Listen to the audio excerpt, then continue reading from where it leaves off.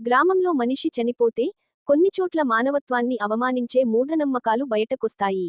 సమీప బంధువులు సరిపడా ఉంటే ఫర్వాలేదు కాని, గోత్రీకులు తక్కువగా ఉన్న వారికి అయితే ఇబ్బందులు తప్పవు. కీడు పేరుతో సహాయ నిరాకరణ జరుగుతుంది. శవాన్ని మోయడానికి కూడా కొన్ని సందర్భాల్లో ఎవరూ ముందుకురారు. ఇది ఒక సమస్య అయితే, శవాన్ని శ్మశానానికి తీసుకుని వెళ్లడానికి కొందరు తమ ఇంటి పక్కనుంచి వెళ్లనీయరు. కొందరు తమ సొంత స్థలం నుంచి శవాన్ని తీసుకుని వెళ్తే తమ కుటుంబానికి కీడు జరుగుతుంది అని మానవత్వాన్ని అవమానించే విధంగా ప్రవర్తిస్తారు. ఒకే చోట పుట్టి, పెరిగి, చనిపోయేంతవరకు కలిసి జీవించిన వారు, చనిపోయిన తరువాత కీడు పేరుతో దారుణమైన రీతిలో ప్రవర్తిస్తారు. శ్మశానం పేరు చెప్తే కొందరు భయపడిపోతారు. అందుకే గ్రామాలలో శ్మశానాలు దారుణంగా ఉంటాయి. నిజానికి శ్మశానాలను మన పెద్దలు విశ్రాంతి తీసుకునే పుణ్యస్థలంగా మనం భావించాలి.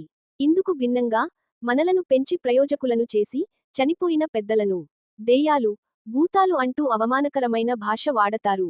ఈ క్రింది వీడియో చూడండి.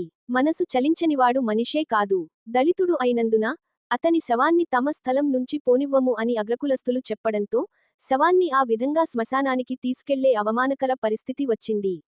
ఇలాంటి దుర్మార్గపు భావజాలాన్ని మనుషుల్లో నరనరాన నింపింది మనుచరిత్ర.